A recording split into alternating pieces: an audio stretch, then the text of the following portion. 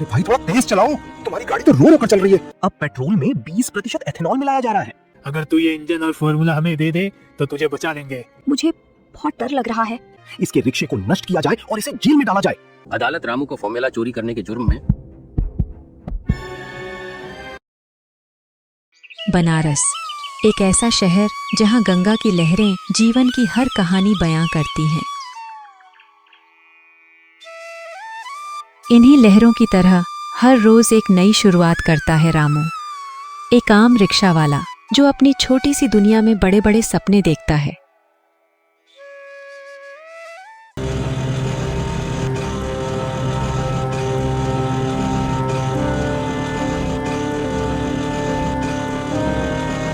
अरे भाई थोड़ा तेज चलाओ, तुम्हारी गाड़ी तो रो रो कर चल रही है। ट्रेन छूट जाएगी मेरी। बाबूजी, पूरी रेस दे रखी है। पता नहीं इंजन बहुत गर्म हो रहा है और पिकअप नहीं ले रहा। बस 5 मिनट में पहुंचा दूंगा।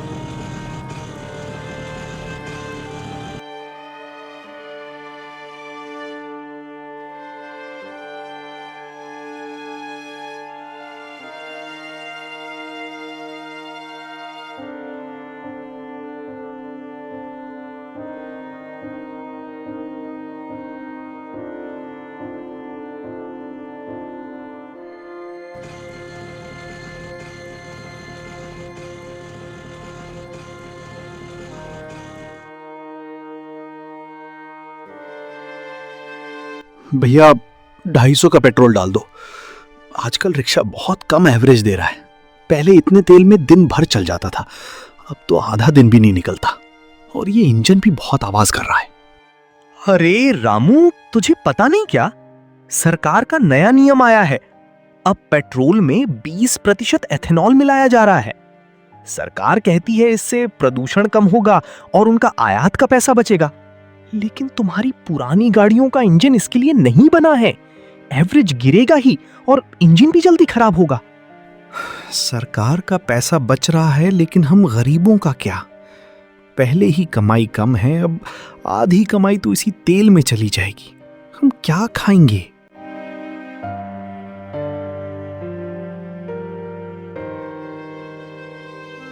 रामू पेट्रोल भरवाकर घर की ओर निकल जाता है।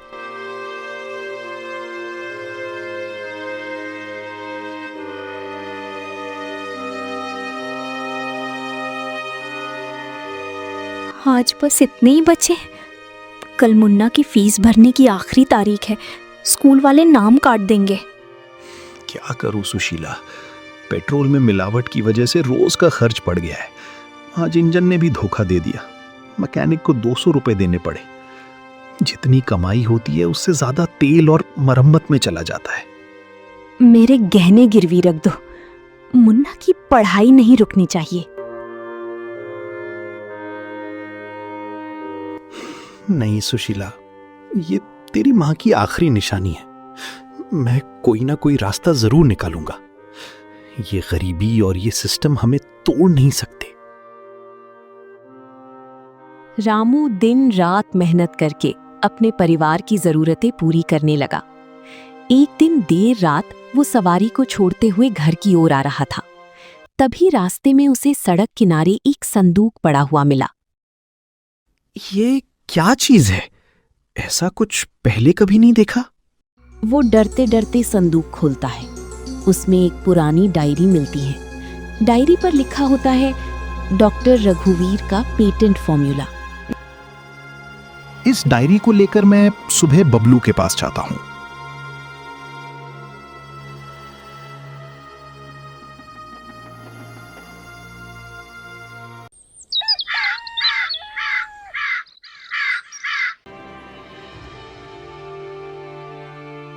बबलू डायरी में लिखे पानी से चलने वाले इंजन के फॉर्मूले को पढ़ता है।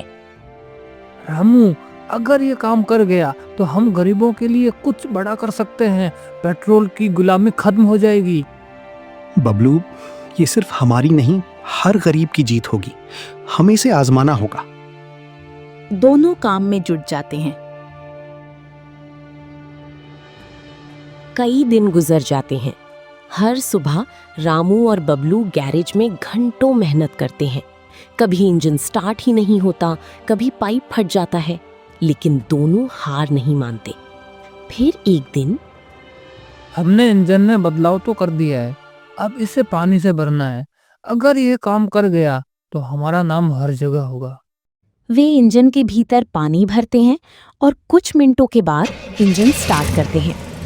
अचानक इंजन बिना धुएं के चालू हो जाता है और दोनों दोस्तों की आंखों में अचरज और खुशी की चमक आ जाती है। ये सच है, बबलू ये काम कर रहा है। चलो अब इस इंजन को रिक्शा में फिट करते हैं। अब पूरी तरह से इंजन को रिक्शा में फिट कर दिया था।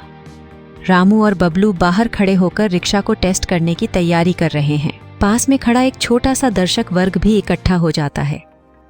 बबलू, ये तुम्हारी मेहनत है, तुम इसे सबसे पहले चलाओ। एक चमत्कारिक घटना होती है। रिक्शा बिना किसी धुएं और शोर के आराम से चलने लगता है। सामने खड़े लोग हैरान होकर इसे देखते हैं। यह सच में पानी से चल रहा है। जी हाँ, और अब यही भविष्य है। रामू और बबलू का यह प्रयोग अब शहर में चर्चा का विषय बन चुका है। पेट्रोल और डीजल व्यापारियों के साथ साथ माफिया भी इसके खिलाफ हो जाता है। एक दिन रामू को माफिया के गुंडे रास्ते में रोक लेते हैं। तू ये कर क्या रहा है? पेट्रोल और डीजल की तिजोरियां खाली कर देगा क्या? ये कोई धोखाधड़ी नहीं है, मैं बस गरीबों के लिए एक रास्ता ढूंढ रहा हूँ। तू समझता क्या है खुद को? अगर तू ये इंजन और फॉर्मूला हमें दे दे तो तुझे बचा लेंगे। नहीं, मैं इसे किसी के हाथ नहीं दूंगा। ये मेरे परिवार और मेरी कड़ी मेहनत की कीमत है। गुंडे रामू के रिक्शे और उसके परिवार को नुकसान पहुंचाने की धमकी देते हैं। एक दिन सुशीला और मुन्ना घर में बैठे थे। अचानक कुछ गुंडे घर के पास आते हैं। रामू, कुछ आदमी हमारे घर के पास खड़े हैं, मुझे बहुत डर लग रहा है। सुशीला, चिंता मत करो, हम अभी घर आते हैं। तभी रामू पुलिस को लेकर अपने घर आता है और पुलिस गुंडों को पकड़कर अपने साथ ले जाती है। अगर हमें अपनी मेहनत और फॉर्मूला बचाना है तो हम हर कीमत पर लड़ेंगे। रामू, अगर हमें अपनी जान को बचाना है तो हमें यह फॉर्मूला सही तरीके से दुनिया के सामने लाना होगा।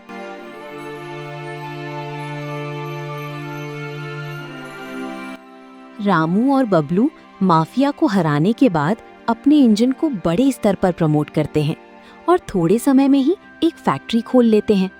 अब उनका इंजन पानी से चलता है और पूरी दुनिया में चर्चा का विषय बनता है। गरीबों को सस्ती ईंधन का रास्ता मिलता है। हमने इसे कर दिखाया। अब कोई भी गरीब पेट्रोल के लिए परेशान नहीं होगा। यह सिर्फ हमारी नहीं, हर गरीब की जीत है। यह हमारे देश का नया भविष्य है।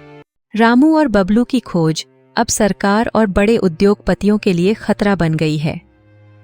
माफिया और पेट्रोल व्यापारियों ने रामू के खिलाफ कानूनी कार्रवाई शुरू कर दी है। वे दावा करते हैं कि यह नया फॉर्मूला अवैध है और इससे बाजार में अस्थिरता पैदा हो सकती है। माय लॉर्ड, ये आदमी एक फ्रॉड है। पानी से इंजन चलना विज्ञान के खिलाफ है और अगर ये सच भी है तो ये देश की पेट्रोलियम अर्थव्यवस्था को तबाह कर देगा। इसके रिक्शे को नष्ट किया जाए और इसे जेल में डाला जाए। रामू, तुम्हारा कोई वकील नहीं है, क्या तुम्हें अपनी सफाई में कुछ कहना है? जज साहब, मैं कोई वैज्ञानिक या आतंकवादी नहीं हूं। मैं एक रिक्शा वाला हूं। सरकार ने पेट्रोल में इथेनॉल मिला दिया, उनका फायदा हुआ, लेकिन हम गरीबों के रिक्शे का एवरेज गिर गया। क्या सरकार ने हमसे पूछा? नहीं, मैंने कोई कानून नहीं तोड़ा। मैंने सिर्फ अपनी गरीबी का इलाज ढूंढा है। माय लॉर्ड, ये अदालत को गुमराह कर रहा है। ये मामला पेचीदा है। अदालत इस मामले पर कल फैसला सुनाएगी। रामू, क्या तुम सच में इस लड़ाई को जीत पाओगे? हमें लगता है अब तुम खतरे में हो। सुशीला, मुझे भरोसा है कि हम जीत सकते हैं। ये हमारी मेहनत का परिणाम है। हम इसे खोने नहीं देंगे, मैं तुमसे वादा करता हूं। इस अदालत में मैं इस बात को स्पष्ट रूप से कह रहा हूं कि ये केवल एक तकनीकी परिवर्तन नहीं, बल्कि समाज और पर्यावरण के लिए एक बड़ा कदम है। पेट्रोल और डीजल के उद्योगों के खिलाफ ये किसी भी प्रकार का आंदोलन नहीं है, बल्कि ये एक नई दिशा है जो पूरी दुनिया को लाभ पहुंचा सकती है। रामू, अदालत ने सभी सबूत और दलीलें सुनी हैं। आपके इस फॉर्मूले में भविष्य की अपार संभावनाएं हैं। इसे अपराध नहीं, बल्कि एक तकनीकी नवाचार के रूप में देखा जाना चाहिए। अतः अदालत ये फैसला सुनाती है कि रामू पर लगाए गए सभी आरोप तत्काल प्रभाव से खारिज किए जाते हैं। उन्हें इस तकनीक पर आगे शोध और परीक्षण करने का पूरा अधिकार है, बशर्ते वे सभी कानूनी नियमों का पालन करें। इस अदालत द्वारा रामू को सम्मानपूर्वक बरी किया जाता है। यह वह पल था जब रामू और बबलू ने न केवल अपने सपने को साकार किया, बल्कि दुनिया को एक नए युग की ओर कदम बढ़ाने का मौका दिया। जज साहब का यह फैसला उनके संघर्ष का परिणाम था, एक ऐसे रास्ते का जो हमेशा आसान नहीं था, लेकिन उम्मीद और विश्वास से भरा हुआ था।